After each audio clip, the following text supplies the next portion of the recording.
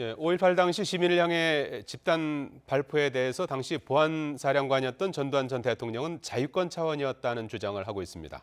군의 발포가 자유권 발동 이전에 이루어진 것을 보여주는 문건이 처음으로 공개됐습니다. 손금주 국민의당 의원과 자세한 얘기 나눠보겠습니다. 안녕하십니까? 네, 안녕하십니까? 손금주 의원입니다.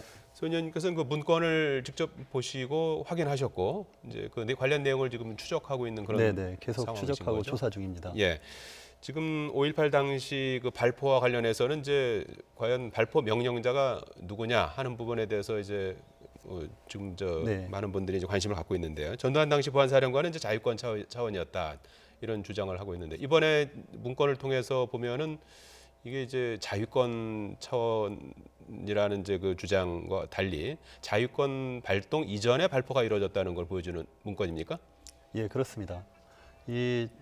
저희가 어제 국방부를 통해서 그 문건에 대해서 기존에 비공개된 문건에 대해서 확인을 했습니다.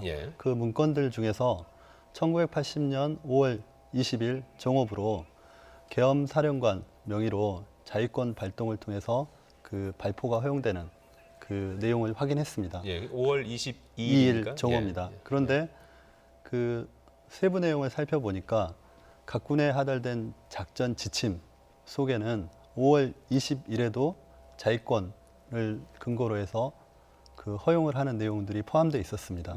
사실상 5월 21일부터 군에서 발포가 허용되었다고 저는 추측하고 있습니다. 지금 전두환 전 대통령은 5.18 당시 발포 명령자는 없었고 뭐 자유권 차원에서 이루어졌다 이런 주장을 하고 있는데 어떤 차이점이 있는 겁니까? 그러니까 전두환 전 대통령의 말씀은 전혀 사실이 아닙니다. 그 실제 계엄사령관 명의의 공문, 그 당시 5월 22일자 공문 이전에 이미 하급 부대에서 그 자위권을 근거로 한 발포가 허용되었습니다. 그와 관련된 자료들이 있고 그러한 하급 부대에서 자위권을 전제로 해서 발포를 할 수 있도록 허용할 수 있는 주체가 누구냐의 측면에서 본다면 저는 그 당시 계엄사령관 위에서 모든 상황을 관장했던 전두환 보안사령관 겸 합동수사본부장이었다. 저는 이렇게 추측을 하고 있습니다. 그 당시 이제 계엄사령관이 있었고 이희성 계엄사령관이 있죠. 보안사령관 전두환 보안사령관이 있었는데 실제 지휘 체계는 어떻게 되는 거죠? 계엄사령관이 사실상 계엄과 관련된 모든 것을 관장하지만 실질적으로는 그 당시 모든 결정권이 전두환 전 대통령에게 있었다고 봐야 될 것 같습니다. 제가 이렇게 말씀드린 이유는 어제 확인한 과정에서 그 전군 계엄령 선포 전날에 전군 지휘관들이 모여서 회의를 합니다. 근데 저희가 회의록을 살펴봤는데 그 각군 지휘관 50여 명이 모여서 각하의 뜻에 따르겠다는 거의 충성 맹세를 하고 결의서를 쓰고 회의를 마칩니다. 그리고 그 다음 날 5월 18일 강주 민주화 운동이 시작되게 됩니다. 그 당시에 국방부 장관과 전 군의 장군들이 각하라고 부를 수 있는 사람이 누가 있었겠습니까? 그 사람은 전두환 그 당시 보안사령관 그리고 전 대통령입니다. 군을 전체적으로 이제 장악하고 있었던 사람은 전두환 당시 보안사령관이다라는 걸 이제 보여주는 대목인 것 같은데요. 그러면은 이제 그 자유권 발동 그 문건과 관련해서 보면은 이게 첫 그 사망자가 이제 수십 명 발생한 것이 5월 21일이잖아요. 그렇습니다. 5월 21일에 이제 시청 앞에서 이제 발포가 이루어졌는데 발포가 이루어지고 난 뒤에 이 발포를 어떻게 보면 이제 정당화하기 위해서 그 뒤에 뒤늦게 이 자유권 발동한 어떤 문건을 뒤늦게 만들었다 이제 이런 정황도 되는 건가요? 그 5월 22일 날 계엄사령관 명의로 그 전군에 하달된 문건에 이제 공식적으로 자위권 발동을 전제로 한 발포가 가능하도록 되어 있습니다.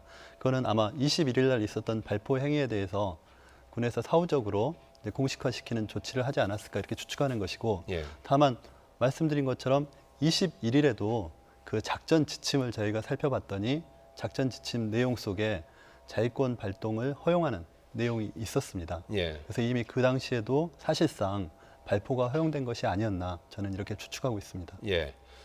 그 자유권 발동 문건과 관련해서 보면은 그 사격 허용에 대한 어떤 구체적인 내용, 발포 방법 같은 것들도 좀 명시되어 있다면서요? 예, 그렇습니다.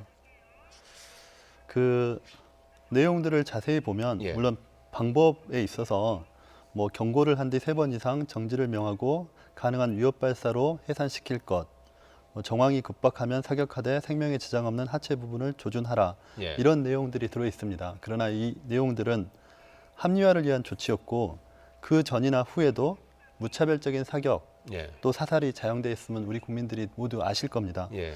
실제 문건의 내용을 좀 더 살펴보면 반항하면 사살하라.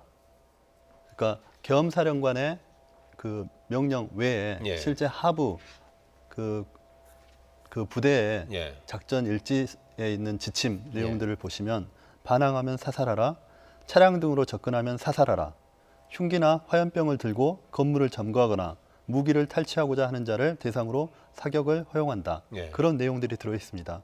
결국 시민들에 대해서 살상을 허용하는 내용이었다고 보이고 저는 이 부분에 대해서 분노를 느끼는 것입니다. 예.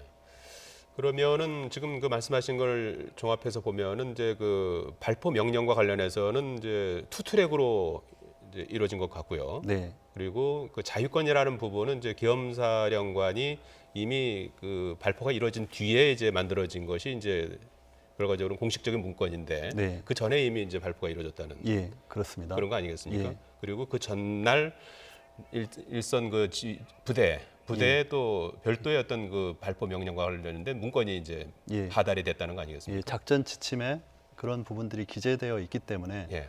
저희로서는 그렇게 충분히 추측할 수 있지 않나 생각합니다. 예. 자, 이 문건이 37년 동안 마이크로필름 형태로 보관이 되었다고 하는데요. 이런 부분들은 어떻게 해서 좀 확인이 이루어진 겁니까?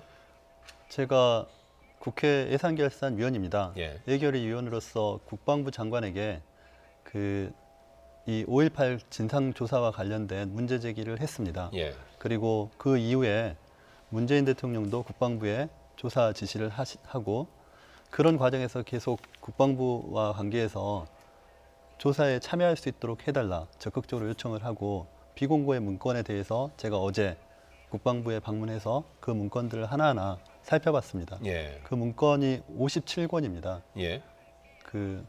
대략 한 권이 200페이지에서 400페이지가 되는 분량이었는데 저희들이 보면서 필요한 부분들에 대해서 확인을 했습니다. 예. 자, 앞으로 좀 추가로 밝혀져야 될 내용하고 이런 부분에 대한 어떤 검찰의 조사라든지 이런 것들이 이제 이루어질 수 있을 것 같은데요. 그러니까 실질적으로 오늘 YTN에서 뭐 보도하신 것처럼 예. 해군이나 해병대까지 포함해서 전군이 지금 동원된 작전이었습니다. 예. 그리고 시민군들에 대해서 무차별적인 살상이 진행된 부분입니다. 이 부분에 대한 사실관계 확인도 중요합니다. 예. 그러나 이 사실관계 확인 이후에 법률적 조치 또한 중요하다고 생각합니다. 예. 저는 이 부분과 관련해서는 물론 과거의 판결이 내란죄와 관련된 판결이 있더라도 그 판결의 기판력은 이 살인 행위에 대해서는 미치지 않는다는 것이 법률적으로 저는 그렇게 판단을 했습니다. 공소시효가 예, 없다는 말씀이신 거죠? 특별법에 예. 의해서 공소시효가 정지된 부분이고 예. 과거에 처벌받으신 부분과 그 판결의 기판력이 미치지 않기 때문에 이 부분에 대해서는 충분히 별도로 수사가 가능하다고 저는 생각합니다. 예. 알겠습니다. 손금주 국민의당 의원이었습니다. 말씀 잘 들었습니다. 네, 고맙습니다.